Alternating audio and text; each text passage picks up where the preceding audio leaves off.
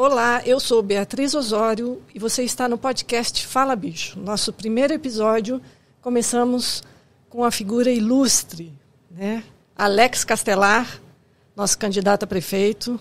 É uma honra te receber, Alex, no nosso primeiro episódio. Vamos falar sobre proteção animal e políticas públicas. Bia, honra muito grande, agradeço ao convite. Eu acho que esse é um tema central, cada dia mais ele toma importância na vida pública.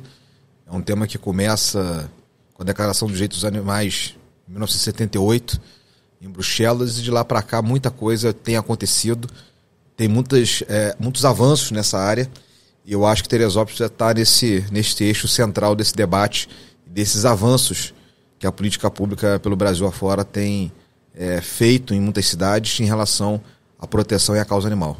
Isso. Eu acho que... Eu fiz um roteiro aqui que seria me apresentar o que a gente fez aqui no município, o que seria o ideal, né, que a gente tivesse para a próxima gestão. E eu gostaria de ouvir de você, no final, Alex, a gente vai interagir, obviamente, mas no final, quais seriam as suas ideias e propostas para que a gente conheça, né, quem é o Alex Castelar pensando na proteção animal. Eu sou protetora há 13 anos e há 5 anos eu me envolvi com a política porque eu entendi que o que eu fazia era enxugar gelo. Você tirar um animal da rua, né? A gente fala muito só sobre cães e gatos, mas a proteção animal ela é muito mais abrangente, né? Envolve outros animais. Mas falando de cães e gatos, que é o que mais chama a atenção, eu resgatei em média 600 animais. E eu sou muito organizada para isso, eu segui uma linha de produção. Eu trabalhava com estaleiros, né? E na porta de estaleiros sempre teve muitos animais abandonados. Então comecei a ver aquilo e comecei a trazer soluções, né? Porque eu sou uma produtora nata, assim. Você me traz um problema que eu resolvo. E comecei a trabalhar resgatando um trabalho social, resgatando os animais, né? Começou, na realidade, com a tragédia aqui de 2011, que eu morava no Rio, no Jardim de Alá, e nós começamos a organizar uma feira de adoção lá para os animais que foram resgatados aqui na tragédia. E foram, em média, 400 animais adotados nessas feiras que a gente organizava lá. Eu trabalho social também, trabalhando lá como voluntária. E ali eu fui aprendendo, na realidade, a como não fazer. E fui adaptando o meu método, e criei o meu método e passei a ser uma protetora independente, né? Eu resgatava, muitas vezes na porta dos estaleiros, e levava para uma hospedagem, fazia os exames de sangue, castrava e ia para Sorocaba, no interior de São Paulo. Eu tinha uma casa alugada lá para isso. A minha irmã fazia a recuperação emocional desses animais. Mas eu adquiri essa quantidade, Alex, porque eu me especializei em grávidas. Então, eu comecei a pegar grávida. Então, quando você pega uma cadela grávida, né, uma cachorrinha grávida, ela vem com 9, 10 animais, 9, 10 filhotes. Então, para você adquirir esse número aí, 600 animais, não é tão difícil assim, né? Bom, quando eu me mudei aqui para Teresópolis, eu resolvi começar a fazer o trabalho social aqui, localmente, né? Procurei a gestão na época, né? Procurei a gestão, está fazendo agora 9 anos, em outubro faz 9 anos que eu estou aqui. Procurei a gestão atual, junto com uma outra protetora, aqui de Teresópolis. Fomos lá bater na porta da prefeitura e oferecer ajuda, porque eu já sentia a necessidade de fazer alguma coisa. Não fui recebida. Era assim uma prefeitura escura, tudo, as portas fechadas, né? Aliás, quando me receberam, eles abriram a porta assim, botaram a carinha ali e falaram... Você está falando de 9 anos atrás, quem era o prefeito à época? Tricano? Tricano. Uma pessoa me recebeu, a minha outra protetora, né? E eu falei, olha, eu estou aqui, eu queria oferecer, né, ajuda, eu quero contribuir para a proteção animal. Ele falou, tá, a gente entra em contato, mas não pegaram nem meu nome no meu telefone. E engraçado que a gente saiu dali, assim, com uma frustração, assim, entramos as duas no carro, uma olhou para a cara da outra, olha, vamos continuar enxugando gelo. E fomos para casa e continuamos fazendo o nosso trabalho social, né? que o trabalho social das protetoras é um trabalho muito difícil, Alex. Nós somos pessoas assim que já entra para a proteção animal por serem pessoas sensíveis, né? A grande maioria mulheres, e que se sensibilizam com as dores dos animais, né? E acabam resolvendo a situação ali naquele momento, né? Resgatando, na realidade. Só que isso acaba prejudicando muito, né, a vida pessoal dessa protetora, né, desse protetor, porque você pega um, pega outro e... Não tem fim, né? Não tem fim, né? Não tem fim, Alex. Eu percebo que muitas vezes a própria falta da política pública coloca nas protetoras uma certa obrigação de cuidar. Sim. Então eu já vi muitas cidades onde o poder público procura as protetoras para deixar os animais. Sim. Né? Ao invés de ter uma política pública, as protetoras passam a ser as pessoas que vão cuidar. Só que, no final, a gente está falando de medicação, a gente está falando de comida, né, de ração, a gente está falando de cuidados, como você falou, né, socioemocionais, a gente está falando de espaço, né, para que esses animais possam ficar. Então eu já percebi, assim, não sei se é o seu caso, mas conheço alguns protetores e protetoras que às vezes se tornam até acumuladores, porque... Sim. Tem, às vezes, 300, 400 animais na própria casa, as dificuldades são enormes, né, para tocar, e as pessoas se viram pela solidariedade, né? Alguém que doa ração, um amigo que ajuda, uma empresa, às vezes, que ajuda, mas a gente sabe que todo mês, né, é a dificuldade enorme para você conseguir dar conta, e as pessoas, obviamente, pela sensibilidade, como você colocou, não vão chegar amanhã e abrir a casa e despejar os animais na rua. Não, né? De jeito nenhum. Então, eu acho que é uma situação, quando eu acompanho um pouco de longe, às vezes, né, é muito dramática, né? Muito dramática, porque é um sofrimento absurdo da pessoa ter a sensibilidade de, no primeiro momento, cuidar dos animais. Depois eu percebo não só a política pública, mas a sociedade, de modo geral. A sociedade, infelizmente, às vezes, ela é muito assim, né? Bom, você tem uma política pública de cuidar de criança, ou você tem uma política pública para cuidar de idosos. E parece o seguinte, deixa ela na mão de quem está tocando, e a sociedade... É cômodo, né? E a sociedade diz assim, tem alguém que faz isso por mim, eu não preciso fazer. No caso dos animais, né, como você tem pouca política pública, nem a política pública muitas vezes está tocando essa pauta, e acaba ficando na mão realmente das protetoras que vão tocar esse processo. Mas eu percebo que as dificuldades são enormes, né? As pessoas têm muitas dificuldades. Vamos traçar uma linha que seria o poder público, a sociedade civil e lá na ponta o trabalho social das protetoras e ONGs, tá? Só que quando você inverte essa posição, que seria as ONGs, elas estão fazendo ainda, né, em muitos locais, em municípios, o trabalho do poder público. E quando você toma essa posição, você perde a mão, porque você não tem condição. Que foi o que aconteceu comigo quando eu percebi que eu estava numa linha muito tênue, Alex, de ser acumuladora, perder a noção, o controle, né? Porque resgatando esses 600 animais, eu sempre tive muito controle. Eu consegui adoção para a grande maioria desses animais. Hoje eu tenho sob meus cuidados quase 50 animais. Mas desses outros foram colocados para adoção e acompanhados, né? Eu fiz um pós-adoção muito criterioso e tal, e tive muita sorte que foram boas adoções. Foram pouquíssimas adoções que eu precisei pegar de volta. Então, quando você começa a fazer o trabalho do poder público, você perde a mão, porque você não dá conta. Que foi o que eu percebi há 5 anos atrás. Eu falei, eu peguei um animal, peguei outro, eu falei, gente, alguma coisa está errada, porque eu pego e não consigo dar conta. E eu via, né, o sofrimento, vejo ainda o sofrimento das protetoras. É muito difícil, Alex, você conseguir dormir à noite sem saber se você vai ter dinheiro para comprar ração, medicamento, se você vai conseguir salvar aquele animal que está na rua, que foi atropelado, né, ou que está amarrado, né, dentro de uma casa lá, restrito de alimentação, de água, de carinho, de abrigo. Isso acaba afetando o nosso emocional. Eu tenho pensado muito nisso, né, já vinha pensando de 4 anos para cá e tenho pensado mais agora efetivamente. Mas o que acontece é quando o grande problema é esse. Então, nós chegamos num ponto da proteção animal, Alex, que é obrigação do poder público ter políticas públicas efetivas. Quando eu percebi isso há 4 anos atrás, quando eu fui convidada, né, pelo Vinícius para trabalhar, para vir candidata primeiro, né, a vereadora, eu não conhecia a política, eu ainda estava percebendo. Hoje eu já estou muito mais preparada, fiz um estágio de 4 anos aí dentro do Executivo, né, que eu recomendaria, inclusive, para todas as protetoras. Agora é importante você falar sobre isso. Eu achava até que você tinha cargo público na prefeitura. Não. Você me disse que o trabalho foi totalmente voluntário. Totalmente voluntário.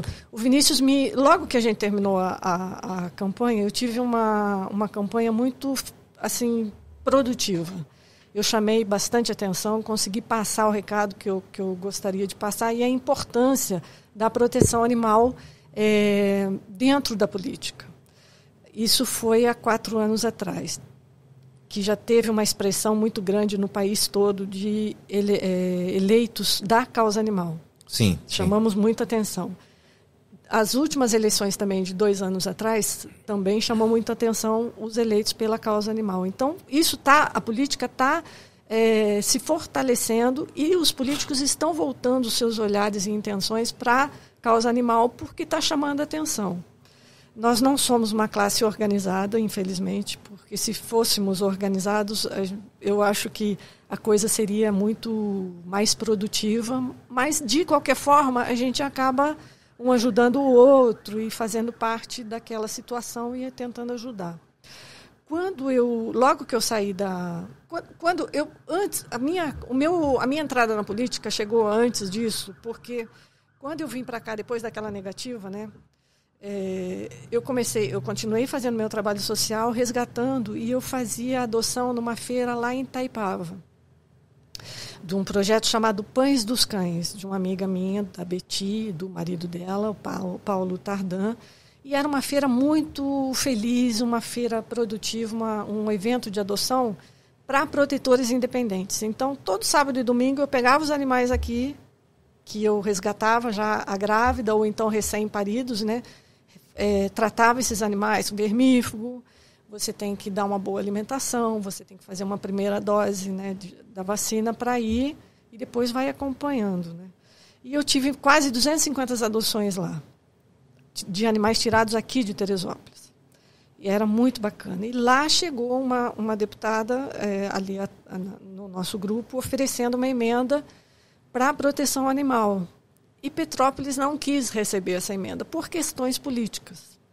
Em cima da hora, elas me ligaram e falaram: Bia, tem uma emenda aqui de 1.837.000 para a compra do castramóvel. Você quer? Eu falei, claro.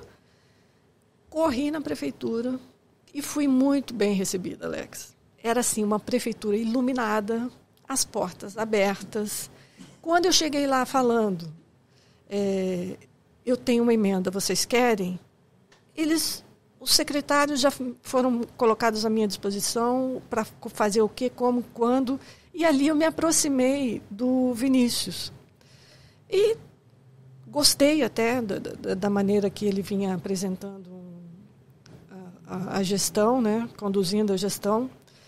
E fui ajudando já nessa questão da emenda, né.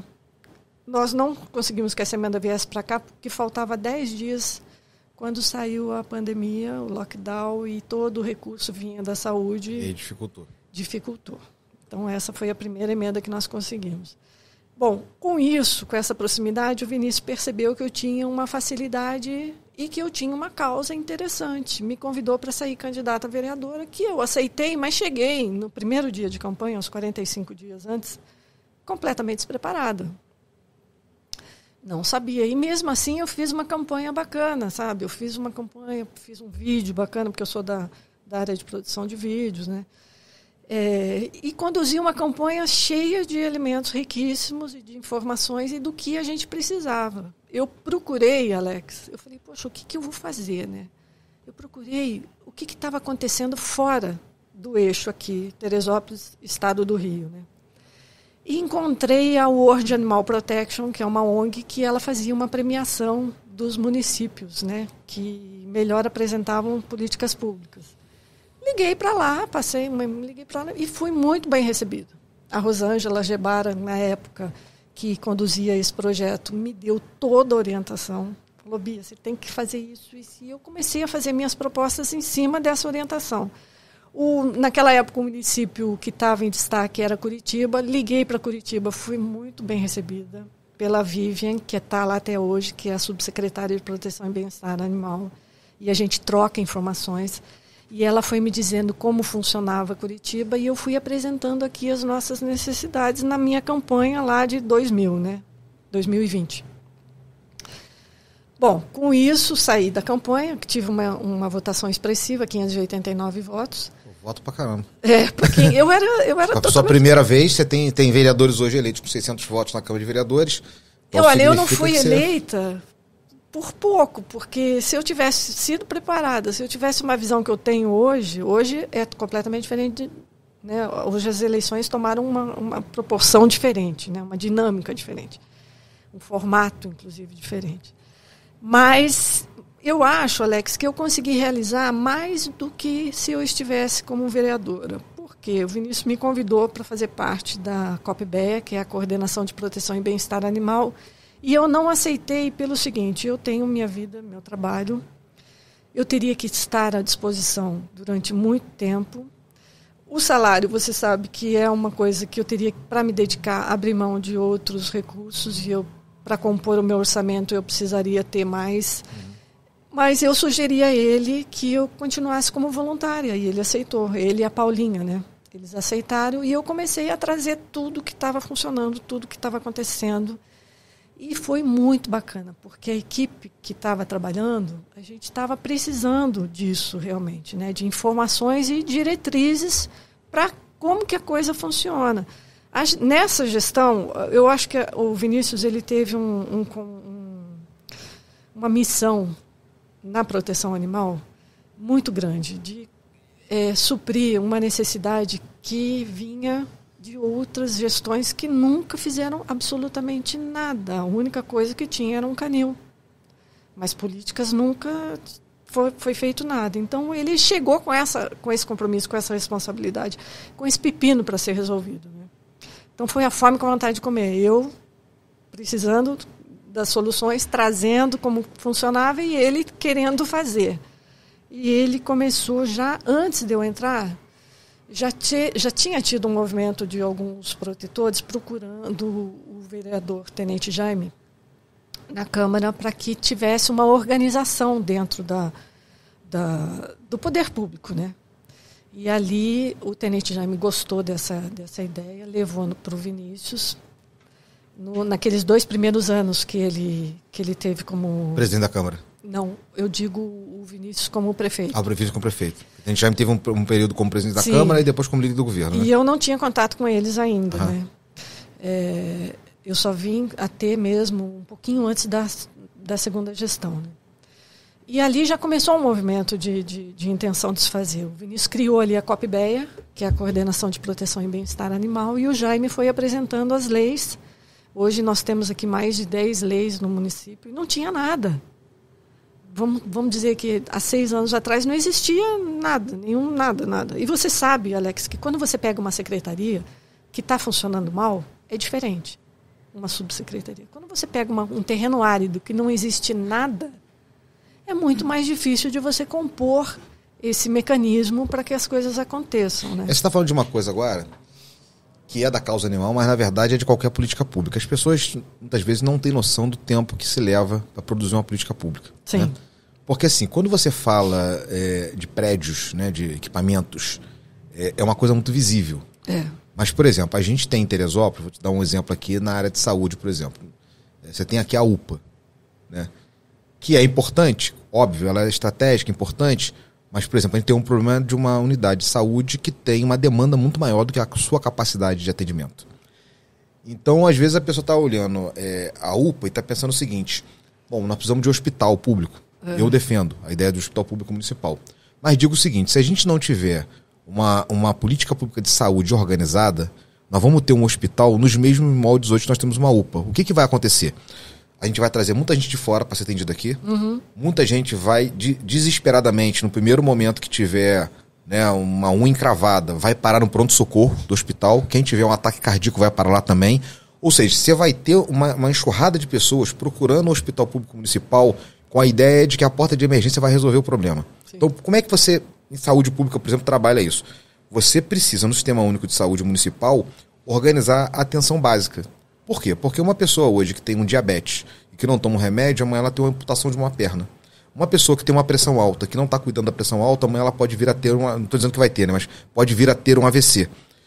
Então, por que eu estou fazendo esta comparação?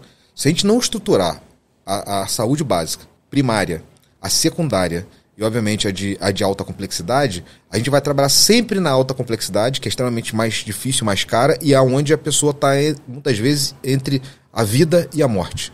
Então, você tem que evitar que as pessoas procurem pronto-socorro e hospital na medida que elas tenham um atendimento de saúde básica. Então, te dar um exemplo, nós temos o primeiro e o segundo distrito. Você tem aqui em Teresópolis o Tirodor, que funciona 24 horas no bairro de São Pedro, que é uma boa unidade de saúde. Nós precisamos, por exemplo, de um equipamento como o Tirodor no segundo e terceiro distrito, porque as pessoas moram a 50 quilômetros, a 40 quilômetros do centro da cidade. Sim. Então você imagina uma pessoa que mora em Bom Sucesso ou que mora em Água Quente ter que sair de lá para cá. Então eu estou te dando esse exemplo de saúde pública. Se você não pensar nela integralmente, você vai sair produzindo algumas coisas com uma ideia populista e muitas vezes eleitoral de que você vai solucionar um problema e no final você vai ter uma fila de pessoas sem atendimento. Então a gente sabe hoje, na saúde pública, que você precisa de médico especializado, que você precisa de uma central de exames, porque hoje o grande gargalo é esse, você precisa de uma agenda de operações eletivas. Então, trazendo para a causa animal, é o que você está falando. A primeira coisa que você precisa fazer para começar a produzir uma política efetiva é ter legislação. Por quê? Porque o prefeito não pode dar a cabeça dele, a partir de amanhã, sair tomando uma série de decisões em relação à política pública de proteção animal, sem que haja uma legislação estabelecida para isso, que tenha causas, consequências, que tenha penalidades, né, até para o próprio setor público, mas também para a questão privada, aqueles que fazem maltratos. A gente sabe que já existe legislação federal, né, em torno disso. Hoje as pessoas são criminalizadas pela questão, né, dos maus tratos dos animais, mas não é só ser criminalizado, é você também ter uma porta de saída para que você pegou lá a pessoa cometendo um crime contra o animal, aí você prende aquela pessoa, e o que você faz com o animal? Então, e aí entra, né, o poder público como política pública nesse sentido. Então, acho que é uma coisa importante você falar sobre isso, porque eu percebo isso, e há muitas críticas em relação ao prefeito, em relação a uma série de ações, mas talvez as pessoas não entendam que você pegar uma prefeitura depois de 11 anos, né, de tragédia, onde o funcionário público não recebia salário. Você imagina, o funcionário público sem salário, você falar de proteção animal para as pessoas. O professor não está recebendo salário, o médico não recebe, o posto de saúde não tem remédio, a escola não tem merenda. Então, até você organizar tudo isso, botar isso organizado e você poder partir para um debate como o da causa animal, não é trivial, não é uma coisa que você faz de noite pro dia. Então, o que eu acho, conversando um pouco contigo e observando, é que vocês construíram o alicerce. Sim. Vocês construíram o alicerce. Quem pegar a prefeitura, se Deus nos der a oportunidade de sentar naquela cadeira, é dizer o seguinte, a gente tem hoje um alicerce que daqui em diante vai ser mais fácil a gente produzir política pública, e claro que você precisa avançar consideravelmente, a gente tem noção disso, né, que muitas coisas não avançaram e que a gente precisa avançar. Mas eu sempre digo, o que a gente não pode fazer é levar a cidade a um retrocesso de mentalidade, né? E aí eu sei que falar dos meus adversários, né, é comum e natural, porque você é um político que quer demonstrar que tem diferença para outros, mas eu não estou falando do ponto de vista de atacar a biografia das pessoas, mas do ponto de vista de dizer que, infelizmente, eles não têm essa cabeça. Eles não produziram política pública, porque nós temos um candidato que foi 5 vezes prefeito e teve 20 anos à frente da prefeitura e nunca produziu política pública nesse sentido. Me desculpa falar. Se falar sobre isso agora, para mim é propaganda. Porque você teve sentado naquela pública durante 20 anos e não produziu. O outro também teve sentado como secretário de governo, teve sentado, né, ocupando cargos importantes na prefeitura, sendo um intelectual do Arley, que foi prefeito, e também não produziu política pública nesse sentido. Então, quando eu olho para tudo isso, eu percebo o seguinte: eles podem tocar nesse assunto agora porque vem a eleição, porque talvez seja moda, assim como vão falar das pessoas com deficiência, mas efetivamente ter uma cabeça voltada para isso, entender quem são as pessoas que estão fazendo política pública no Brasil nesse sentido, quais são as cidades que avançaram, desculpa falar, as pessoas não estão com essa cabeça. Se você parar para analisar, por exemplo, e aí eu quero te falar de maneira clara, por exemplo, eu vou colocar muita energia nisso. E aí a primeira coisa é dizer para você o seguinte: você não produz política pública se você não tiver recurso, orçamento. Então a gente pode fazer o melhor discurso do planeta, eu posso fazer o melhor plano de governo, mas quanto efetivamente de dinheiro e como nós vamos arrumar dinheiro para poder botar essa política pública de pé. Essa é a primeira coisa a você falar. Depois eu dizer para você de maneira clara que eu assumo o compromisso da gente criar uma Secretaria Municipal de Proteção e Defesa dos Animais. Mas isso é um sonho, Alex. Eu defendo, não defendo não subsecretaria, não defendo coordenador, defendo de maneira concreta uma secretaria. Por quê? Nós precisamos de verdade ter protagonismo. Se essa causa é importante, se essa causa é determinante, a mesma língua. Nós temos que botar ela no mesmo patamar de outras secretarias e dizer assim, ela é importante. Porque senão, às vezes a gente vai fazer um discurso bonito, a gente vai falar de coisas interessantes, mas de maneira concreta. Você só percebe que o poder público e o político, ele leva aquilo em consideração quando ele cria de verdade os instrumentos públicos e recurso público para aquilo poder existir de verdade e você poder atuar. Então, o Rio de Janeiro, a cidade do Rio de Janeiro, foi a primeira cidade do Brasil a produzir uma secretaria de proteção de direitos dos animais. De lá para cá, pouquíssimos. Se você pegar nas 92 cidades do Rio de Janeiro, pouquíssimas têm uma secretaria de proteção e direitos dos animais. Eu sei que algumas políticas públicas estão sendo feitas, né? Caxias hoje menos tem lá... Menos de 14 municípios. Menos de 14 municípios, 92. A minha grande dificuldade, Alex, para implantar isso tudo, a gente precisa de muito tempo. Quem me ajudou muito nesse início foi a Paula. Porque eu cheguei com aquele ritmo frenético de eleição, querendo realizar, e não é como pegar uma caneta e atravessar a rua e comprar. Você demora 6 meses para uma licitação para você poder comprar aquela caneta. E eu tive que me adaptar a esse tempo que demora. Só que é uma estrutura que está sendo montada, primeiro, corretamente, né? E outra que existe essa dificuldade do tempo. Então, como nossa necessidade da proteção animal ela é emergencial, a gente só trabalha com emergência. Só aquele animal que foi atropelado, aquele animal que está precisando ser resgatado, aquela cadela que está no cio, só emergência. E a proteção animal se revolta contra o poder público porque acha que não está fazendo, ela não tem noção do que foi feito. E por isso que eu indico que cada protetor deveria fazer um estágio dentro do poder público, né, e também os políticos fazerem um estágio com a gente no nosso dia a dia, no nosso sofrimento. Eu até entendo a queixa dos protetores, porque é aquilo que a gente estava falando, na prática, quem está com 100 animais, 50 animais, 200 animais, quer uma solução imediata. E aí a gente, quando fala, a política pública ela leva tempo, ela precisa se estruturar. Eu acho que, na verdade, nós precisamos de duas coisas, né? Nós precisamos de ações concretas e imediatas e nós precisamos de política pública de médio e longo prazo. Então, algumas coisas nós vamos precisar, de maneira muito objetiva, atacar imediatamente. Voltando aqui à saúde pública, por exemplo, nós temos um problema grave hoje de pessoas em filas para fazer exame e para consulta. Então, você precisa criar, e aí eu defendo essa ideia, por exemplo, muitos convênios com muitas clínicas, com muitos médicos, para você rapidamente suprir essa necessidade de consultas e de exames. A mesma coisa quando a gente fala da questão das protetoras. Nós precisamos produzir uma política pública, e aí tem que ser muito rápido mesmo. Eu estou dizendo que acho que nós no primeiro ano temos que atacar. Vocês já fizeram um censo animal, eu acho que a gente talvez tenha que refazer, não sei qual o time desse censo, mas entender o seguinte, quantos animais nós temos hoje, por exemplo, que nós precisamos de adoção e que tipo de política pública nós podemos produzir nos próximos 6 meses, a partir de janeiro do ano que vem, que a gente possa, não vou dizer que zerar essa fila, mas avançar consideravelmente. Então, eu acho que essas coisas nós precisamos ter meta muito clara, muito objetiva em relação a isso. Porque, às vezes, como você está falando, o que para vocês é muita dificuldade, o poder público também sempre é dificuldade, mas tem uma velocidade muito maior, como comunicação, como marketing, como sensibilização. Eu acho que a gente precisa trabalhar nas escolas, nas universidades e inclusive no ensino médio, em que pese não ser função do município, ser uma função do Estado, mas uma política transversal de sensibilização sobre essa causa, porque a gente fala muito de muitas coisas, que a criança precisa aprender tecnologia na escola, que a criança precisa ter acesso a esporte, que ela precisa ter acesso à arte, mas ela precisa ter acesso a alguns temas que são caros na nossa sociedade. Por exemplo, o tema das mulheres é um tema muito caro na sociedade. Então, nós temos que pegar os garotos lá na escola e desde cedo ensinar esses garotos como de verdade deve se tratar uma mulher, como de verdade eles devem respeitar a mulher. Então, eu estou falando disso com relação às mulheres e vale também para a causa animal, porque as crianças são muito sensíveis.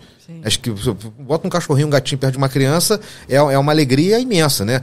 Então, ela já tem todos nós temos essa sensibilidade desde muito novo. O que precisa é você criar essa mentalidade, por exemplo, no sistema educacional, para que as pessoas entendam que não é só ter sensibilidade, mas como que eu ajo em relação, aí você pode falar disso melhor do que eu, né, quando aparece o problema? Como quando um animal é atropelado, quando um animal está sendo maltratado, a sua denúncia, como que a gente age como cidadão? Estou te fazendo essa pergunta, inclusive, num caso como esse.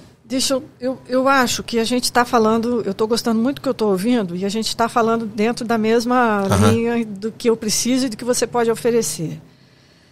Eu vou te apresentar o que nós fizemos aqui e o ideal que tem tudo a ver com isso. Você, sem saber disso, você já pegou, já está me trazendo soluções, né? Como falando do censo e tudo mais. A educação nas escolas, aqui nós tivemos uma cartilha que foi proposta da minha campanha de 2020, de ter um trabalho direto dentro das escolas, né, com as crianças, porque eu acho que é a única, faz parte, nós seguindo os 5 eixos estabelecidos pelo Ministério do Meio Ambiente, que seria castração em massa, né, programa de castração. A gente tem aqui hoje um formato estabelecido burocraticamente, né, por lei, inclusive, que eram atendidos 2 clínicas veterinárias que atendiam esse programa. Hoje só temos uma clínica cadastrada e ali são feitas as castrações que o município destina. Temos hoje um castramóvel, né, que é uma grande vitória, porque você veja, em 92 municípios, menos de 14 tem, e muito menos do que isso tem castramóvel. Petrópolis, por exemplo, tem 3 castramóveis lá enferrujando, por questões políticas. E também, Alex, porque nós demoramos 1 ano para cumprir todas as exigências do Conselho Regional de Medicina Veterinária, que infelizmente dificulta a coisa, né? Mas a gente acabou cumprindo tudo. Então, dentro do poder público, muitas vezes você deixa de cumprir, de fazer aquilo, e o castramóvel fica lá enferrujando. Porque não tem a continuidade, não teve o empenho com essa equipe que nós tivemos aqui, que nós temos aqui em Teresópolis, que foi uma equipe que teve realmente força para botar isso burocraticamente em dia, né? Legalmente em dia.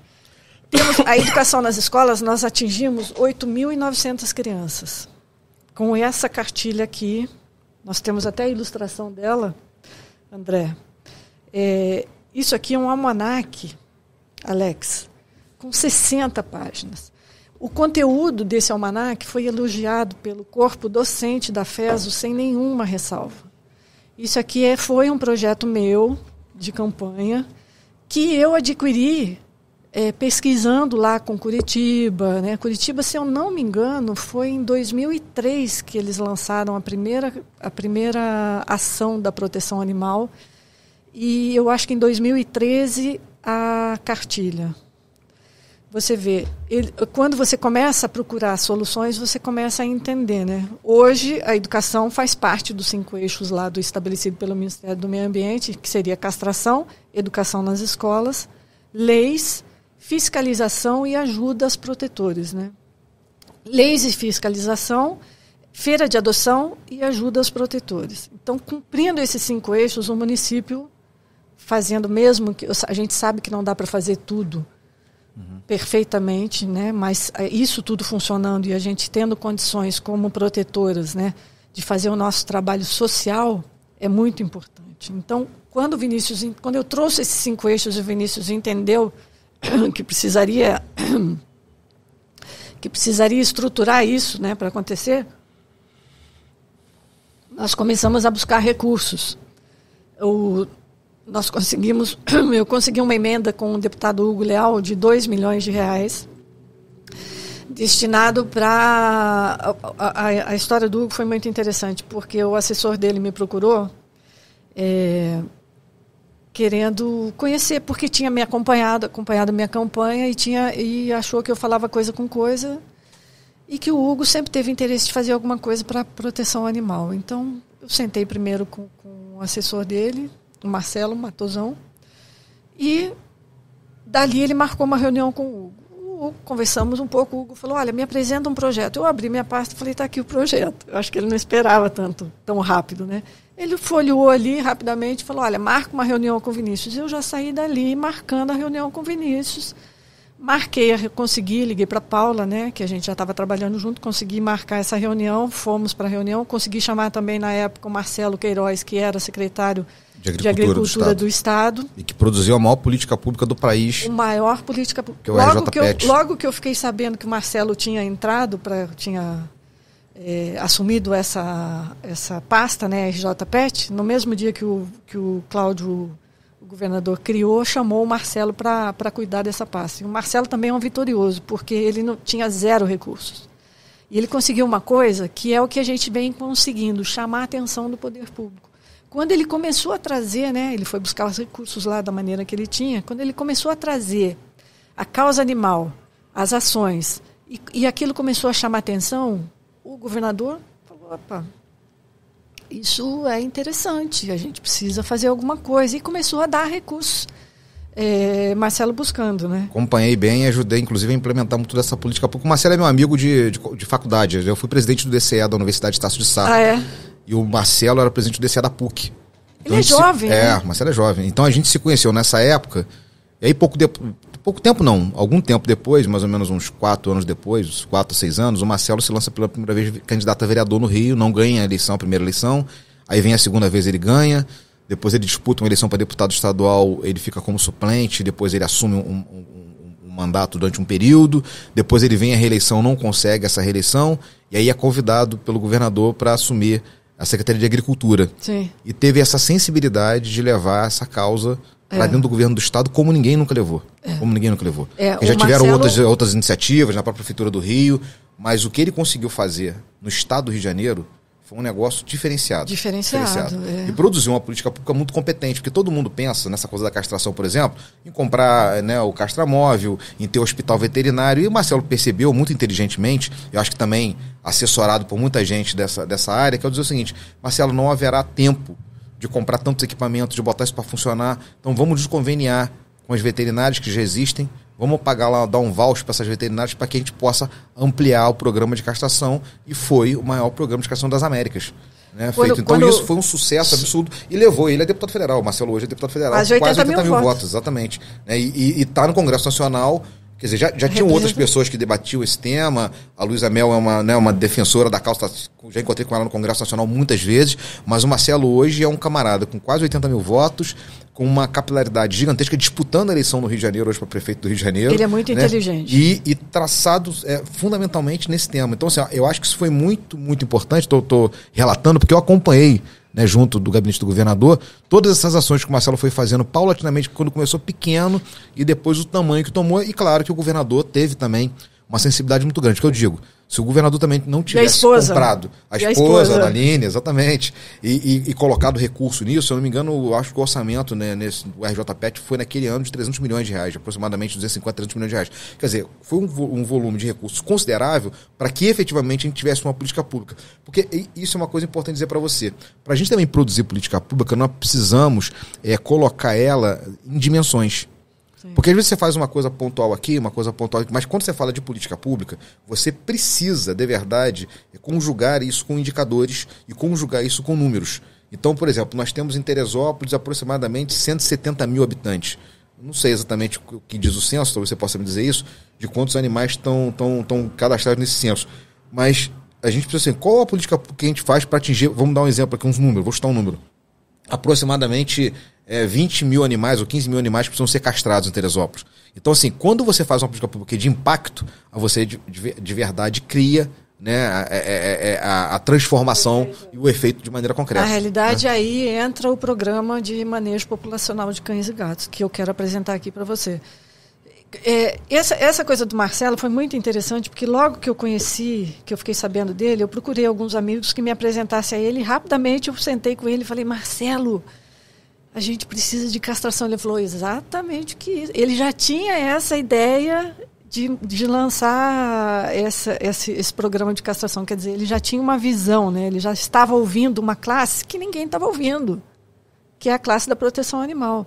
Na realidade, Alex, falando muito chulamente, a castração ela virou a dentadura do político que age fora, né, do interesse realmente. Então, quando vocês têm profissionais que pensam, que são sérios, que estão pensando na causa animal e estão fazendo, produzindo ações efetivas, sustentáveis, né? Sustentáveis e corretas também, que leve em consideração vários outros fatores, não só apenas uma ação de castração, Exatamente. Mas vários outros fatores. Como eu vi lá, você fazendo um projeto lá, chipando os animais, cadastrando os animais, você poder fazer vacina também, porque não é só castração, né? Não. Você tem as vacinas, você tem os remédios, vermifugação, é uma série de ações que você precisa produzir integrado e sustentável para você ter uma política pública, senão você faz um negócio pontual para ganhar o voto, porque está na moda, mas na verdade no final isso não sustenta, né? O Marcelo, quando eu chamei ele para essa reunião junto com o Hugo e o Vinícius, né, ele estava tentando conseguir o chip, o microchip. Ele acabou não conseguindo, né? Ele conseguiu só as castrações aí, o projeto RJPET. Mas eu sei que já está em andamento, né? Trabalhar com o programa de castração também tem esse microchip. Alex, eu queria falar o seguinte, nós apresentamos aqui o que foi feito nessa gestão, né? A cartilha, a educação nas escolas, o castramóvel, o programa de castração nas clínicas veterinárias, né? A questão da emenda, voltando nesse assunto, agora, essas próximas semanas, deve estar saindo o chamamento, a licitação para a construção. É um projeto que foi enxugado por conta dos recursos, né? Acho que isso é importante falar, Bia, porque assim, as pessoas que estão em casa, nos vendo e ouvindo nesse momento, às vezes não tem noção do que aconteceu. E aí houve muito bafafá, né, em Teresópolis sobre o dinheiro veio, o dinheiro sumiu, o dinheiro não foi. Eu fui secretário de Assuntos Estratégicos em Nova Iguaçu, e Assuntos Estratégicos, a minha pasta, captava recursos. Então, assim, eu me especializei. Inclusive, tem uma consultoria nessa área de captação e gestão de recursos públicos. Isso muito me interessa. Pois é. Eu sou especialista nesse negócio. Nós batemos muitos recordes em Nova Iguaçu. Captamos mais dinheiro em Nova Iguaçu via emenda parlamentar e orçamento extra do que o Rio de Janeiro, quando a gente esteve lá em 2016 a 2018, a 2020. Então, o que eu queria te falar? Depois que eu fui olhar com calma, eu entendi o que era. O que eu percebi foi o seguinte. Quando o Hugo traz o recurso, na verdade, ele traz um recurso para a saúde. Para a saúde, custeio da saúde. Que tinha a ver com custeio. Que era onde ele conseguia mandar esse dinheiro. Sim, o dinheiro colocado lá. Eu consegui convencê-lo de que a gente precisava desse dinheiro. Sim. E ele arrumou uma maneira de colocar o dinheiro. De colocar o dinheiro. E aí qual foi que eu entendi ali? O que foi a ideia do prefeito? Pronto, vou dar um exemplo aqui qualquer, tá? O prefeito tem um orçamento na saúde hoje de se eu não me engano, 220, 230 milhões de reais, que é o orçamento da saúde. Aí, bancando tudo ali, médico, custeio, uma margem muito pequena para investimento. Então vem o deputado e coloca uma emenda, se eu tiver errado, depois você me corrige, de 2 milhões na saúde. Na hora que ele coloca esse dinheiro para custeio, o prefeito desafoga, né, uma parte do que ele tinha que pagar em custeio, comprando remédio, comprando insumos, né, gás, etc, e ele tem 2 milhões agora no caixa dele, que ele pode pegar e fazer investimento. Que é o remanejamento. Que é o remanejamento do orçamento. Então é importante vocês entenderem. Então, assim, o cheque do Hugo Leal não foi, tá aqui o cheque para construir o centro de triagem. Não foi uma emenda carimbada. Carimbada direta, foi. Estou colocando na saúde, e aí o prefeito faz um acordo político de dizer o seguinte, já que você está colocando 2 milhões na saúde para custeio, eu libero 2 milhões no meu caixa, faço um remanejamento e vou fazer. O que eu entendi foi isso, exatamente isso? Exatamente então, isso. É importante vocês entenderem, porque senão parece, o cara deu dinheiro para o custeio e não foi. Aí parece que parte desse dinheiro, desses 500 mil reais de custeio, foi para castração, correto? Foram 2 milhões, 500 mil está sendo aplicado na castração, né, em castrações, e 1,5 milhão, talvez um pouco menos, para a construção do novo CTA, que o Vinícius conseguiria remanejar. CTA, Centro de Triagem Animal. Centro de Triagem Animal. Ele pediu para refazer. A planta inicial ficou em quase 3 milhões, então não tinha recurso. E o que os protetores não entendem, e também a população não entende, é que para você ter um projeto montado, demora muito. Não é uma coisa que você consegue contratar um arquiteto, um engenheiro e fazer isso a toque de caixa. Eu fiz o Centro de Inovação em Nova Iguaçu, que é o primeiro centro de inovação público da América Latina. num espaço de 250 metros quadrados, com o shopping Nova Iguaçu nos doando durante 6 anos, incomodado para não pagar absolutamente nada. Nós levamos 3 anos para botar de pé. Pois é. Com a emenda parlamentar carimbada. Com tudo ali. Tudo carimbado. Por quê? Porque você tem um projeto executivo, você tem um projeto de engenharia, você tem um projeto de ar-condicionado, você tem um projeto de bombeiro, você tem um projeto de vigilância sanitária. E na causa animal, né, entra a vigilância sanitária e entra, né, o conselho, né, conselho de veterinária. Né, Conselho Regional de Medicina, CRMV. Medicina Veterinária, Conselho Regional de Medicina Veterinária. E aí você, obviamente, essas normas são normas muito mais complexas, né? Nossa. Porque você tem... É o tamanho do parafuso. Outro dia uma protetora me sacaneou, falou assim, Bia, eu estava atrasando o castramóvel porque tinha um copinho. Gente, exatamente aquele copinho tem que ser naquela dimensão, naqueles parâmetros que o Conselho Regional de Medicina determina, e você não pode comprar outro. Exatamente. Aí você tem a Secretaria de Meio Ambiente, você vai ter a Secretaria Municipal, a Secretaria Estadual, ou seja, não é da noite para o dia que você consegue produzir um equipamento público de jeito dessa forma. Mas é importante falar sobre isso, a planta, porque eu acho, na minha opinião, né? aqui, aí fica uma crítica construtiva, eu acho que a Prefeitura comunicou mal esse negócio. Sim. Por quê? Qual foi a foto? A foto foi o cheque para construir. Bom, deu o cheque, cadê a construção do equipamento? E aí, cadê o dinheiro? Então, parece que botaram o dinheiro lá, o dinheiro sumiu e não foi isso. Na verdade, o dinheiro veio para... É importante dizer isso para as pessoas entenderem. O custeio... O Hugo Leal não tinha como botar uma verba carimbada porque ele já tinha o orçamento dele comprometido. Né, as emendas parlamentares. Ele tinha uma emenda parlamentar para a saúde. Então ele pegou esses 2 milhões e colocou no custeio da saúde. O prefeito, com isso, né, se liberou para ter orçamento, para remanejar o seu próprio orçamento e poder construir. Obviamente foi o que você falou. Né, o projeto inicialmente ficou num valor muito acima do orçamento que o prefeito tinha, teve que se remanejar, isso levou tempo, todas essas garantias, né, do Conselho Regional de Medicina Veterinária, o meio ambiente, etc, etc, etc. Resumo, vai ser feito. Vai ser feito. Isso que é importante. Acho que a população quer saber agora isso. Vai ser feito, né? Ele pediu para refazer a planta, o projeto.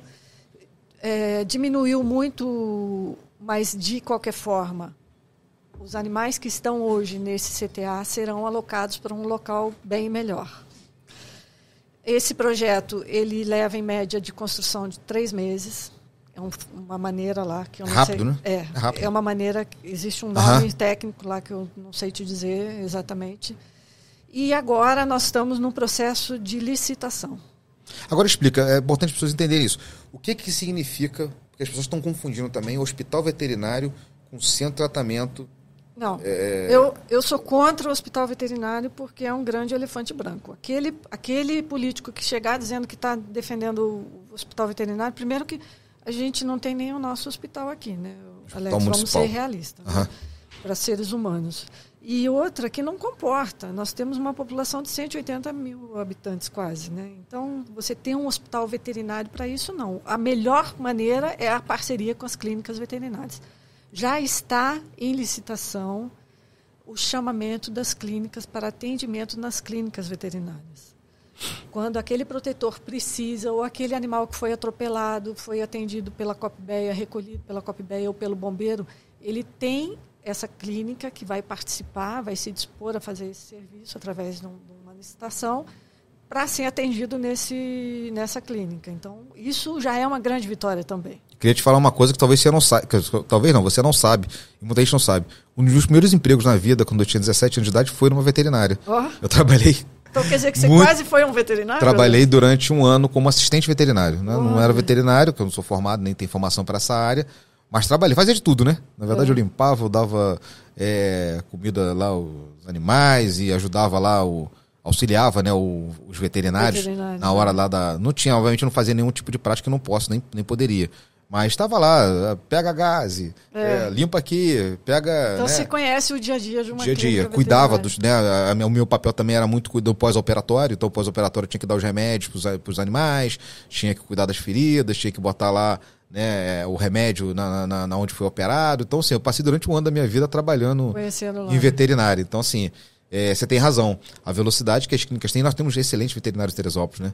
Nós temos excelentes veterinários em Teresópolis. Esse tipo de atendimento foi proposta da minha campanha. E uma coisa engraçada para te contar, que essa acho que vale a pena. Eu trabalhava na veterinária e estava terminando o 2º grau. estudava no Edmundo Bittencourt, estudava à noite. E o veterinário, eu fazia plantão, era 24 horas e folgava 24 horas. Tinha uma menina que me rendia lá e a gente revezava.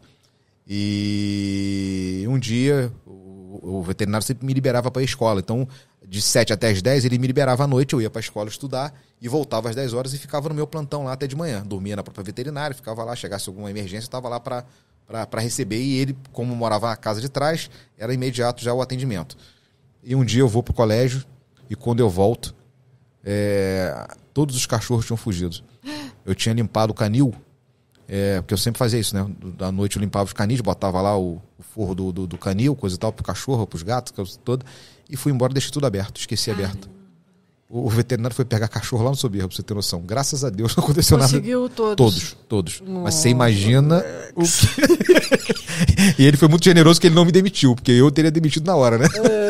Olha que situação. Você imagina se acontece alguma coisa com o cachorro de alguém lá. Eu hoje estaria condenado. Não, foi uma loucura. Mas aquele vacilo que você dá pra você não esquecer nunca mais na sua vida. Nunca mais, Mas, Alex, para finalizar essa questão do CTA, o Vinícius teve uma grande dificuldade porque você sabe que a Câmara limitou ele no remanejamento do orçamento. No remanejamento do orçamento, né? Sempre foi 30%. Inclusive, eu acho que eu vou perguntar isso para meus adversários, em especial ao atual presidente da Câmara, se ele assina um papel embaixo que ele vai manter os 5% apenas de remanejamento. Se ele conseguir, claro que nós não vamos deixar isso acontecer, nós vamos trabalhar para ganhar essa eleição, mas se por acaso ele ganhar essa eleição, coisa que eu acho que não vai acontecer, se ele governaria com 5% de remanejamento. 5%. Se ele assina um documento hoje dizendo o seguinte, olha, se eu for prefeito, eu não mudo a lei e eu continuo com 5% de remanejamento. Porque para quem está vendo e ouvindo, a gente não tem noção do que significa. É mais ou menos essa explicação que a gente deu aqui agora. Eu acho que a gente Você pode colocou um dinheiro aqui para fazer o custeio na saúde e o prefeito teve que fazer um remanejamento. Se você só pode fazer 5% de remanejamento, você não faz. A causa animal não é prioridade. Até porque ele vai ter que remanejar para merenda, ele vai ter que remanejar para serviço público. E quando chegar na causa animal, isso não vai acontecer de maneira concreta. Na verdade, eu acho que Teresópolis está de joelhos. Né? Sim. Por conta disso. Na verdade, Bia, eu diria para você o seguinte, né? A democracia, a gente tem que, obviamente, ter muito apreço pelo Poder Legislativo.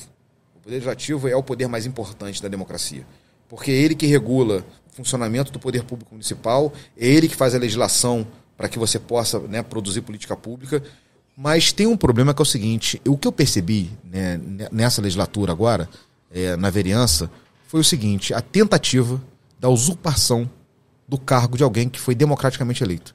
Então, assim, a gente pode concordar com o prefeito, a gente pode concordar, a gente pode discordar, a gente hoje está junto e não necessariamente a gente concorda em tudo, nem sempre a gente concordou em tudo. Muitas vezes eu fiz muitas críticas, inclusive, ao prefeito, mas sempre tive uma ideia do seguinte, a gente não pode trabalhar por quanto pior melhor.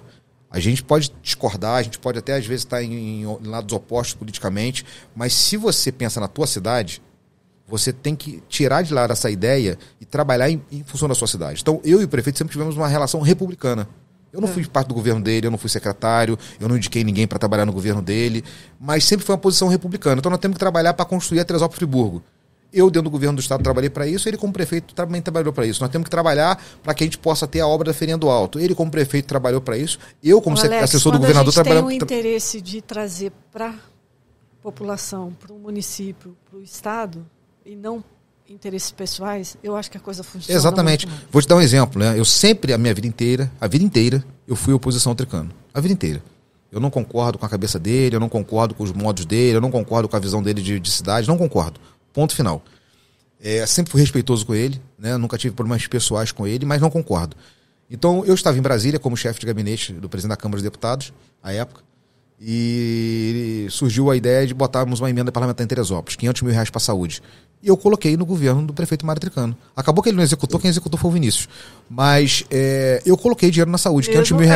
Aí me disseram assim, mas você não é oposição lá ao prefeito? Eu falei, eu não posso ser oposição a uma pessoa e não fazer política pública pela minha cidade. Eu vou deixar de colocar recurso na saúde porque eu sou oposição. Mas infelizmente, né, fosse o contrário, isso não teria acontecido. Infelizmente, nossos adversários têm uma cabeça muito, muito pequena e pensam às vezes só no próprio umbigo ou na política eleitoral e não pensam de maneira geral na coisa pública de maneira republicana. Então a gente também tem que parar com essa ideia de que a coisa é nossa, né? Que se não é do meu governo, se eu não concordo, eu não vou fazer, se eu não concordo, eu não vou ajudar. Continuidade, exatamente, né? É outra questão importante. Eu acho que muita coisa vai precisar dar continuidade, principalmente na proteção animal, e o eleito, ele não pode pensar diferente disso. Alex. Agora, diga uma coisa, eu acho também, aí falando um pouco de você, que era importante, já que você fez a sua primeira campanha e você foi muito bem votada, eu torço para que você se eleja, eu acho que você tem grande chance de ter uma cadeira no Legislativo, e se é a primeira vez que também a cidade vai eleger, né, uma protetora para sentar naquela cadeira e produzir política pública. E eu acho que isso é um chamado, inclusive, a outras protetoras. Eu sei que entre vocês também não há unanimidade, eu sei que às vezes há muitas discordâncias, né, da maneira de produzir política pública ou de quem se alia, né, com determinado candidato na cidade, mas eu acho que é um pouco de consciência de entender que eu acho que você é o maior expoente do ponto de vista eleitoral e que botou o nome à disposição de disputar uma cadeira, porque eu acho muito importante, porque o Poder Legislativo, ele na verdade, ele funciona bem quando ele, de verdade, é a representação da sociedade. Então, quando tem lá mulheres, quando tem lá negros, quando tem lá empresários, quando tem lá presidentes de associação de moradores e quando tem pessoas da causa animal, porque nunca teve. Então eu acho que isso também é importante, porque a causa vai ganhar muita força, a causa vai ganhar cada vez mais força na medida que tem uma vereadora que está lá produzindo legislação e sensibilizando os seus pares, para você poder acelerar a política pública. Eu acho que passou da hora disso. O Marcelo Queiroz é esse exemplo hoje para o Rio e para o Brasil, de um camarada que se elege nessa causa e que está produzindo uma política pública muito importante, e eu acho que você pode ser essa pessoa, e eu torço para que seja essa pessoa, para que a gente possa depois, se Deus der a oportunidade de você ser vereador e eu ser prefeito, da gente trocar muita bola né, em torno disso e poder trabalhar, né, nessa causa. É o que a gente nós estamos trabalhando aí nessa campanha para isso, né, Alex? Eu quero caminhar agora para o final, porque eu preciso apresentar isso aqui para você, para que você me diga o que você pensa disso. Claro. Eu te apresentei o que nós fizemos, né? Dentro do que foi feito, eu tenho muito orgulho de ter apresentado para o Vinícius e ele ter implantado uma política, uma lei chamada Lei da Saúde Única. Hoje já existe, né, no Ministério do Meio Ambiente a Única Saúde, que é nada mais do que... A gente pode ir para aquele slide da saúde, que é nada mais do que... esse conceito da saúde única, ele já é antigo, amplamente discutido, que é a gente tem que trabalhar junto. A saúde animal com a saúde humana e a saúde ambiental. Não existe outra saúde. Eu quero viver ainda, não sei se será possível isso, quando a dotação orçamentária tiver destinado meio ambiente, educação, saúde e segurança. Porque sem meio ambiente, sem cuidado aos animais, não há outra saída. A gente vê o que está acontecendo, né? As questões climáticas, a questão da própria pandemia. Então, há que se pensar politicamente em ações que isso já está acontecendo. Tanto que a gente tem hoje, nós somos o primeiro município. Eu fico até arrepiada de falar uma coisa dessa, porque para mim é uma conquista muito grande. A ter uma lei da saúde única. Num primeiro município no estado do Rio de Janeiro a ter uma lei da saúde única. Eu cheguei a discutir isso no estado também, estou com uma minuta. Mas isso é muito importante. Então, pensando nisso, eu quero te apresentar o manejo populacional de cães e gatos, que vai ser baseado no que a gente já fez. Pode entrar aquele slide do manejo populacional de cães e gatos, para que eu possa te explicar aqui, Alex, é o seguinte. O manejo populacional de cães e gatos nada mais é do que o controle populacional de cães e gatos, que são os animais que mais atingem aí a proliferação, né? Só que ele tem que trabalhar nesse consenso. Com tudo isso funcionando, Alex, eu senti uma grande dificuldade por não sermos uma estrutura, nós somos hoje uma coordenadoria de proteção e bem-estar animal. Então, dentro do poder público, a gente não era respeitado, nós não somos respeitados pelos secretários, pelas secretarias de meio ambiente, de saúde, por todo o mecanismo. Nós somos aqueles que ficam lá pedindo, isso dentro do poder público. Eu senti muita dificuldade, por isso que a gente tem, eu sempre falei, precisamos de uma subsecretaria. E o Vinícius me dizendo, não posso agora no momento, porque eu não vou ter condição de negociar isso com a Câmara. Né? Porque ele tinha outras situações e ali, a relação dele com a Câmara estava muito difícil. Então, para que isso tudo aconteça, né, nós temos que trabalhar a castração, feiras de adoção, Secretaria de Meio Ambiente tem que estar em conjunto com isso, a prevenção ao abandono, fiscais de maus tratos, o animal comunitário, que o animal comunitário e o programa SED, que é o seguinte, você captura, esteriliza e devolve esse animal. Não há abrigo para todos os animais, então você tem que acabar com o sofrimento dele. Você captura, esteriliza, vacina, que eu gosto muito também, né? Aí seria o CVED, né? E devolve esse animal para que ele seja tratado na rua, faz aí um programa de animal comunitário que aí envolve outras ações, né? O trabalho de ONGs e proteção animal, ela é fundamental para que isso tudo aconteça, né? Não existe como caminhar na proteção animal dentro da gestão pública sem que haja parceria das ONGs, e as ONGs também não têm solução sem que haja a parceria do poder público. Então, a gente tem que caminhar lado a lado, de mãos dadas, né? E isso não vem acontecendo aqui em Teresópolis. Eu acho também muito que é por falta de comunicação, né? Você comentou falta de comunicação e de também explicar para elas como que é difícil a gente estruturar tudo, né? Eu diria para você, assim, com relação a isso e aí com a minha experiência em captação de recursos, nós temos, por exemplo, 2 leis hoje que funcionam muito bem no Brasil e funcionam muito bem no estado do Rio de Janeiro, que é a lei de incentivo ao esporte e a lei de incentivo à cultura. A lei de incentivo ao esporte no Brasil é a Lei Rouanet, a lei de incentivo, à cultura, né, no Brasil é a Lei Rouanet, e aqui no estado é a lei do ICMS. E a mesma coisa funciona a federal. A lei do incentivo ao esporte federal, ela vai em cima do imposto de renda de empresas e de pessoas físicas e jurídicas, e no estado do Rio de Janeiro ela vai em cima de um percentual de renúncia do ICMS, ou seja, a empresa, ao invés de pagar o ICMS, ela transforma isso em política pública de esporte ou de cultura, que é a lei do ICMS no estado do Rio de Janeiro. E no município do Rio de Janeiro você tem também a lei do ISS para cultura. Então as produções culturais podem captar recursos via lei do ISS. Eu acho que nós precisamos produzir aqui, e aí já estou te dando aí uma dica para a futura vereadora, da gente ter aqui um fundo municipal de proteção de direitos dos animais e a gente criar Isso já está dentro, inclusive, da lei da saúde única. Mas já está apresentado na Câmara de Vereadores, aprovado? A lei da saúde única já está aprovada. Já está aprovado. Já. Mas ela tem essa parte de captação, porque você tem que ser uma lei específica, porque você está tratando de... Mas eu acho que a gente pode lei específica. Na verdade, eu até vou te falar, desculpa aqui, vou voltar aqui. Ela tem que ser uma iniciativa do Executivo. Porque como ela vai tratar de orçamento municipal, ela não pode ser uma iniciativa do Legislativo. Tem que ser uma proposta sua. Tem que ser uma proposta minha, vocês têm que aprovar lá. Que é a gente criar a lei do ISS voltada à questão da proteção animal. Por quê? Desta maneira, a gente consegue fazer com que as Pelo menos uma porcentagem. Com que as ONGs se cadastrem, por exemplo, e apresentem os seus projetos e captem recursos para a sua própria organização.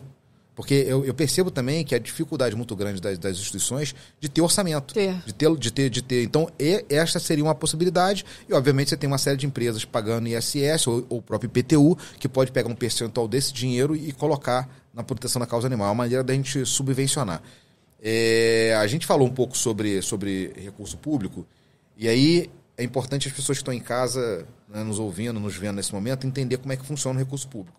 Primeiro, antes de você botar o dinheiro no orçamento, você precisa do planejamento, da legislação, do planejamento orçamentário para que esse dinheiro chegue na ponta. Então, por exemplo... Mas isso eu vou querer que você fale no último slide. Então tá bom, então vou deixar para depois. Você quer se apegar... Eu quero...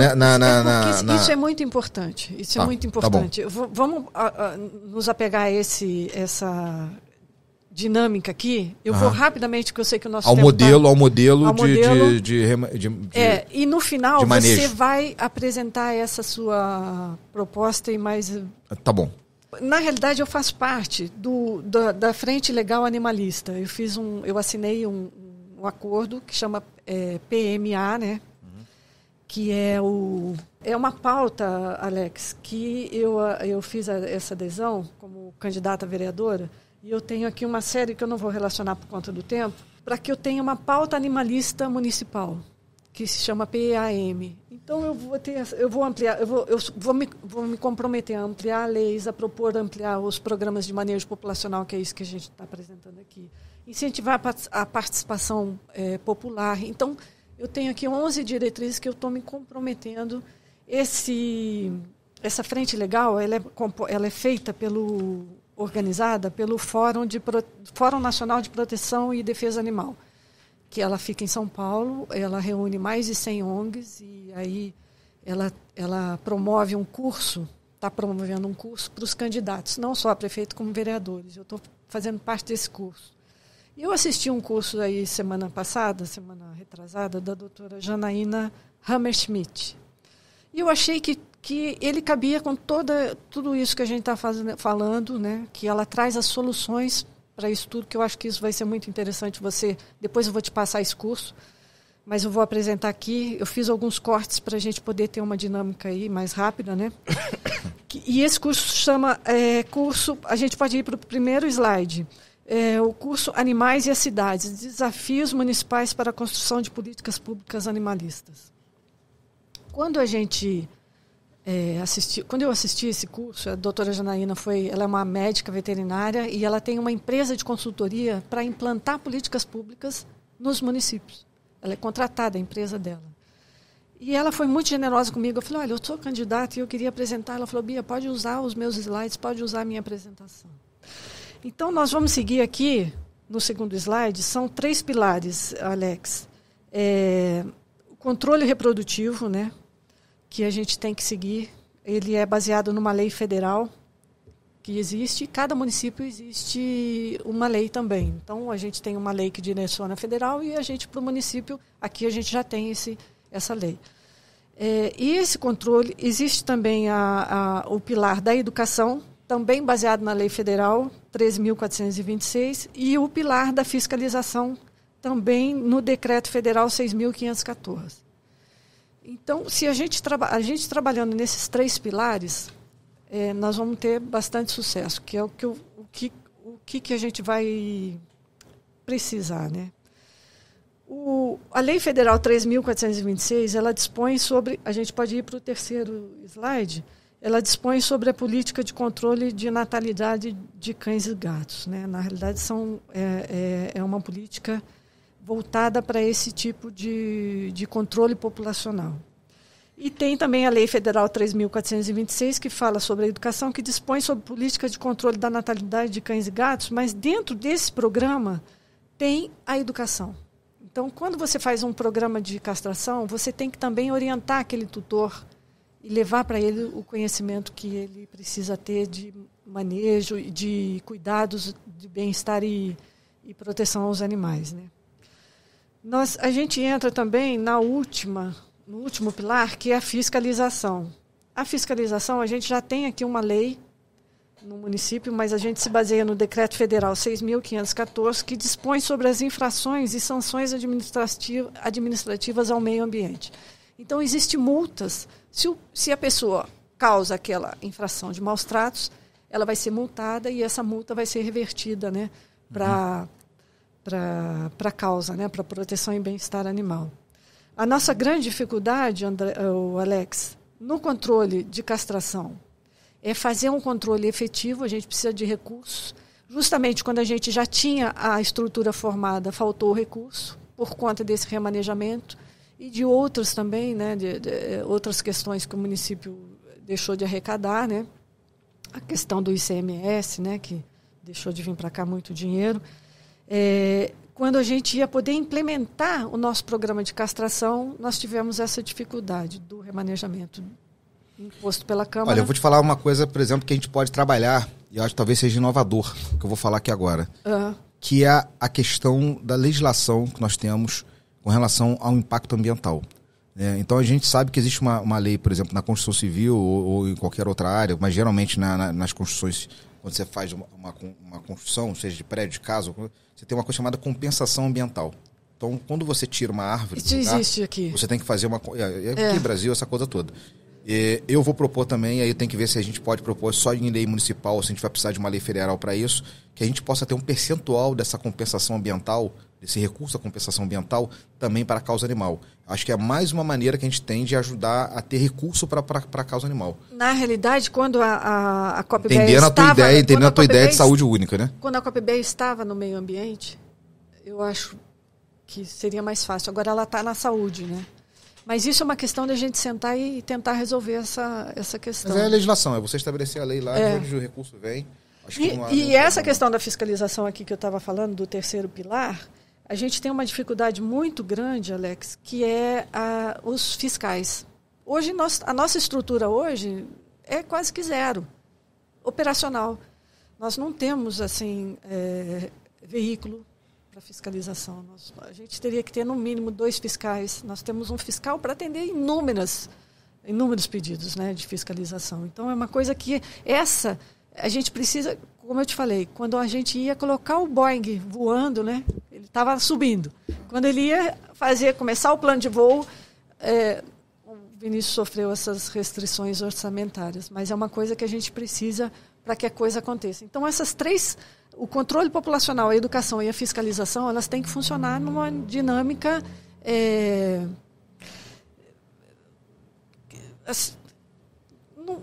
eu não diria rápida, né? Porque cada um tem mas em conjunto. Conjunto, exatamente. Pensando na saúde única. Eu sempre penso o seguinte, né? A gente não pode propor alguma coisa que a gente não diga qual é o tempo de aplicação, quanto custa e como vai botar isso de pé. Então a minha ideia sempre, quando eu falo de plano de governo, é dizer o seguinte: eu estou propondo alguma coisa, eu sei quanto custa, eu sei quanto tempo leva e eu sei aonde eu quero chegar. Tem coisas que são de curto prazo, tem coisas que são de médio, tem coisas que são de longo prazo e tem coisas que são políticas de Estado.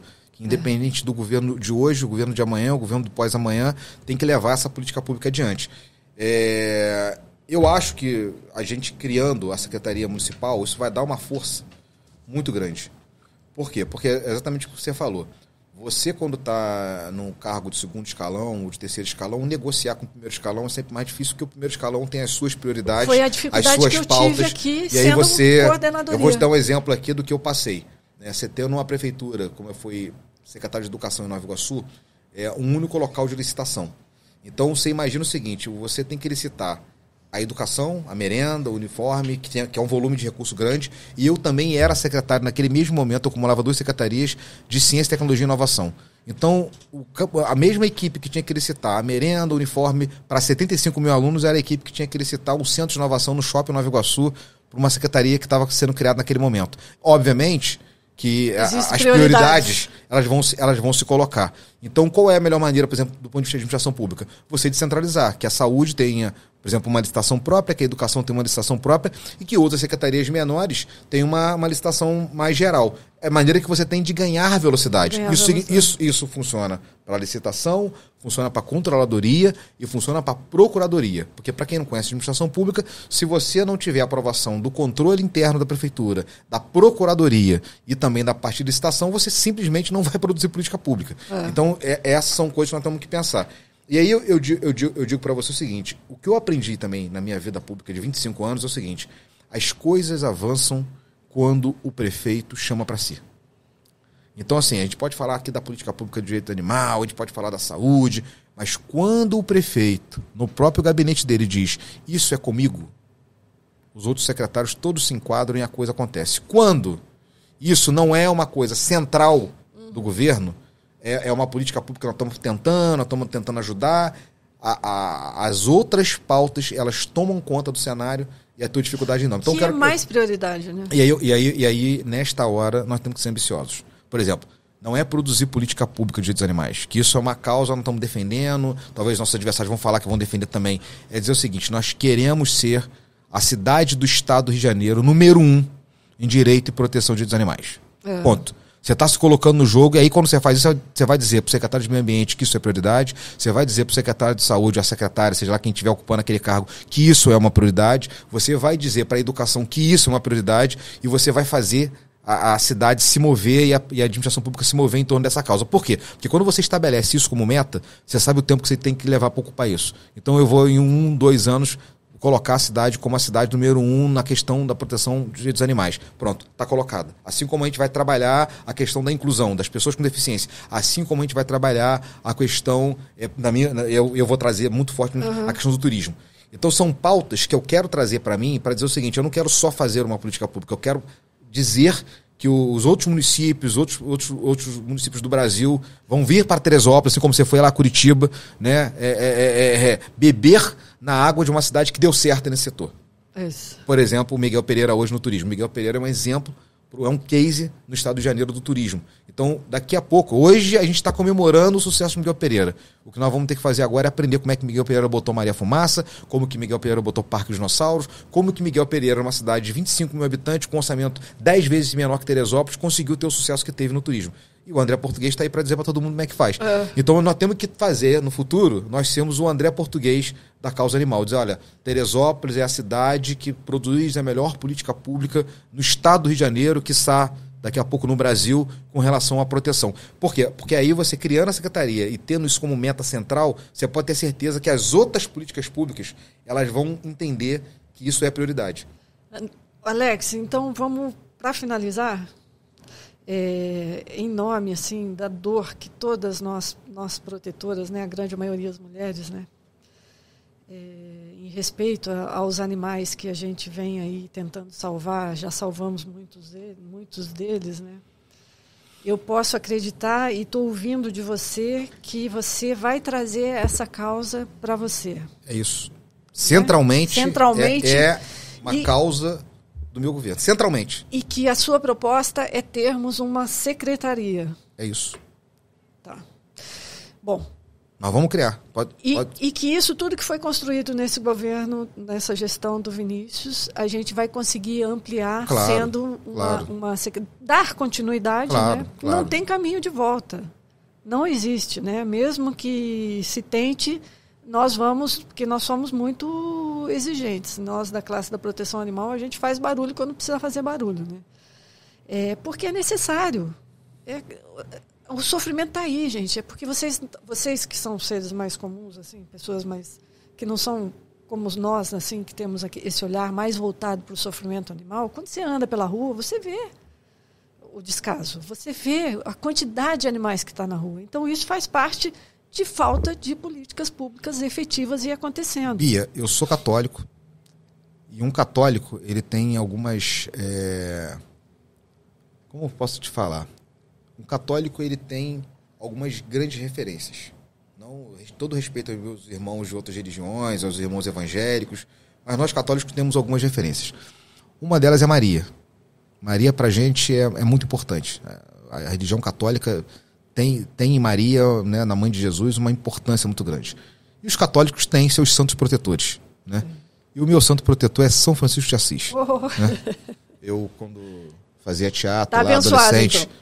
Eu fiz a peça de São Francisco de Assis e fiquei muito impressionado com São Francisco de Assis, assim, quando tanto que todas as minhas orações, todas as noites, né, entre rezar o Pai Nosso e a Ave Maria, eu sempre levo lá uma frase daquele momento de São Francisco de Assis que ele falava assim, ele se dirigindo a Deus, né? Meu Senhor, o que queres que eu faça? E aí a resposta de Deus é dedicar-lhes a sua vida inteira a construir um mundo novo.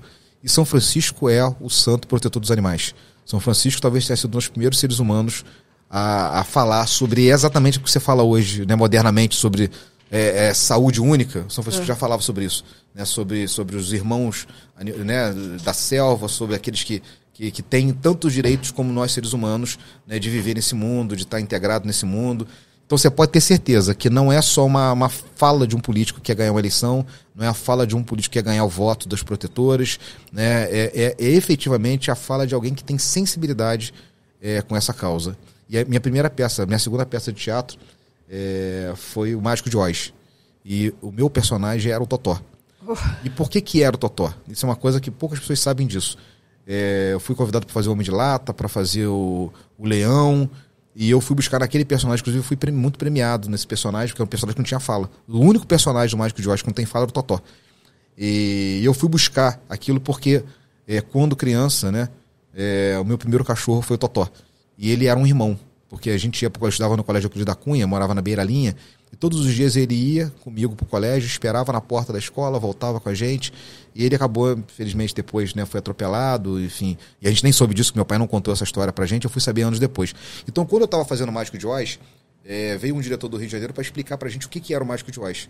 A gente adolescente, e ele falou assim, o Mágico de Oz é a transição da Dorothy, que é uma adolescente, passando da idade de criança para a idade de adolescente. E nessa transição ela tem todos os medos. Ela tá saindo da casa da avó, e ela tem um medo de ter a coragem, e a coragem do leão era ela própria. Aquilo são o alto ego da Dorothy. Né? Era o homem de lata que tinha um coração e ela precisava ter um coração. O espantalho que tinha inteligência. Então todos aqueles personagens eram personagens que estavam no mundo de Oz buscando o coração, buscando a inteligência, buscando a coragem.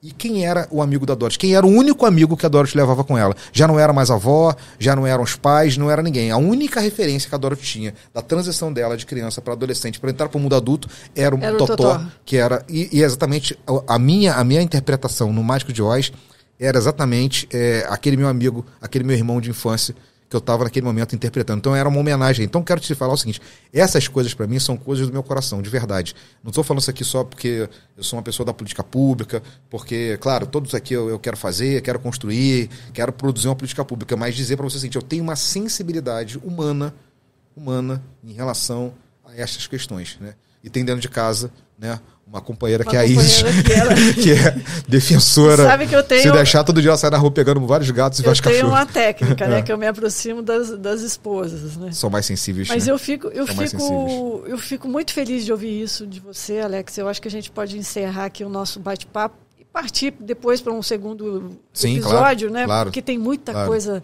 Eu nem vou terminar de fazer minha apresentação aqui, porque eu já ouvi de você aquilo que eu precisava ouvir, que é o compromisso com a proteção animal, né? O compromisso para trazer recursos, que é o que a gente precisa, o compromisso de ouvir as protetoras, que são pessoas sensíveis, sofridas, né? E a gente precisa, eu quero muito trabalhar com o emocional das protetoras, porque quem que está cuidando desse emocional hoje em dia, né? Quem que cuida dos problemas que elas vivem? Elas fazem um trabalho social, mas quem que cuida delas? Então, eu quero muito trabalhar com isso também, independente de ser eleito ou não. Eu quero muito me eleger para poder trazer soluções e trabalhar junto com o Executivo para que a gente tenha melhores condições aqui no município e também para as protetoras, né? A grande maioria são mulheres. Protetores em geral, né? A gente tem também um grande protetor aqui, homem, e que vive uma fragilidade muito grande. Então, em nome desse sofrimento todo que a gente vem passando, eu realmente desejo que você seja eleito e que você cumpra com a promessa que você está fazendo aqui na minha frente agora, da gente ter uma secretaria e ter condições. E eu preciso colar em você para poder saber de onde trazer esses recursos, né? Que você... Eu diria para você o seguinte, claro que muita gente tem essa pergunta, né? Quais são os seus projetos? O que você pensa? Né? Em todas as áreas. Eu digo o seguinte, claro que eu tenho né, ideias sobre a questão da causa animal, é claro que eu tenho opiniões, como coloquei aqui para você, várias delas, em especial a criação da Secretaria de Direitos dos Animais e Proteção de Direitos dos Animais, mas mais do que isso, o que eu aprendi na minha vida é o seguinte, eu não sou candidato a Deus. Então, assim, quem mais tem propostas, quem mais sabe é quem constrói. Então, na verdade, o meu papel é muito mais de ser um líder nesse processo da política pública construída por vocês há muitos anos e que vocês sabem 10 vezes mais do que eu, do que tem que ser feito, do que eu chegar aqui e querer editar verdades, querer editar ideias que muitas vezes, como você falou, a gente olha para a política, você vai ver muita gente agora na campanha dizendo vou construir um hospital veterinário, como se isso fosse a solução. A gente já teve isso em 2020. Pois é, como se isso fosse a solução. Já foi proposta. Como se isso fosse a solução. Então você diga o seguinte, talvez eu como um político tradicional, né, vendo algumas cidades fazendo hospital veterinário, dissesse de maneira clara, eu quero construir um hospital veterinário. E você chega para mim como protetora, como alguém da causa e diz assim, olha, essa não é a melhor solução. Nós temos outras coisas que vão solucionar o problema e talvez você construa um elefante branco que fique lá e que não funcione. Então, você não precisa determinar tantos recursos para esse... E você falou, nós não temos um hospital público municipal ainda, como que a gente vai trabalhar né, a ideia de um hospital público para os animais veterinário. E outra coisa, em detrimento de uma série de veterinários que já existem, fazem um trabalho de excelência que às vezes vai ser até muito mais barato, muito mais eficiente do que você construir um hospital público municipal veterinário. Então, eu tô colocando isso por quê? Porque também cabe ao político ter bom ouvido. Também cabe ao político saber ouvir as pessoas. Porque senão, às vezes, você sai produzindo coisas em nome de um populismo barato para ganhar uma eleição, para ganhar voto, e você não constrói uma política pública de verdade. A política pública de verdade, isso nós estamos falando aqui do Dia dos Animais, mas quando a gente fala de educação, por exemplo, o que você pensa para a educação? Olha, as professoras, a cada 2 anos, diretoras de colégio se reúnem para montar um plano municipal de educação. O que eu penso para a educação é aquilo que está escrito num plano municipal de educação, num plano estadual e num plano nacional. Eu tenho que pegar e aplicar. Então, você pega lá o plano municipal de educação, está de lá, escola hora integral, o professor tem direito a 1/3 de planejamento. Está lá. O que eu tenho que fazer é trabalhar para implementar aquilo que já foi traçado pela educação, pela saúde. Você vai no Conselho Municipal de Saúde, né? Eu participei do Conselho há muito tempo, quando adolescente, quando líder estudantil. Eu participava do Conselho, eu fiz parte da conferência, eu fui vice-presidente da 2ª Conferência Municipal de Saúde. A União Estudantil de Teresópolis, na época, foi a Conferência Nacional de Saúde. Então, a gente estava dentro do Conselho de Saúde, construindo política pública de saúde há 30 anos atrás. Então, eu chego agora, eu tenho as 10 mais beirabolantes para a saúde. Não, olha o que é o plano construído pelo Conselho Municipal, pelas conferências municipais. Para que aquilo básico funcione. E aplica, porque você não precisa inventar roda, as coisas estão dadas. E claro, que cabe, né, ao prefeito fazer o quê? Arrumar recurso. Né, trazer o seu network. E aí eu construí, graças a Deus, ao longo desses 25 anos, dentro do governo do Estado, dentro do Estado de Janeiro e também em Brasília, uma capacidade de network muito grande para trazer recursos, como você falou, do Marcelo Queiroz. Para mim, ele não é só um deputado que ganhou a eleição com uma votação expressiva porque defende uma causa. É o meu amigo pessoal que faz política pública comigo muito antes nós dois de sermos políticos e que a gente hoje é da mesma geração. Então isso tem uma diferença muito grande na hora de você trazer uma figura como Marcelo, com tantas outras que estão na política pública, como a Luísa Mel, que eu tive com ela em muitos momentos, ela militando na causa animal há 20 anos atrás, e eu vendo ela lá no Congresso Nacional, trabalhando junto aos deputados federais. Então, quando você trata com essas pessoas, você está tratando com pessoas que te conhecem e sabem da tua honestidade intelectual. Sim. Em querer de verdade resolver o problema. É uma comunicação fácil. Né? Enfim, no mais, eu quero te agradecer, dizer para mim foi muito bacana esse debate aqui, você me acrescentou muita coisa. Você vai me dar muita sorte com o primeiro episódio. E desejo boa sorte. Desejo boa sorte para você. Se você puder contar comigo, pode contar. Te agradeço, Alex. Te agradeço muito. Vou te procurar bastante e vamos caminhar aí, que a gente ainda tem uma Olimpíada aí pela frente, né? Temos. Mas vamos ser medalha de ouro, tá? Obrigado. Tamo juntos.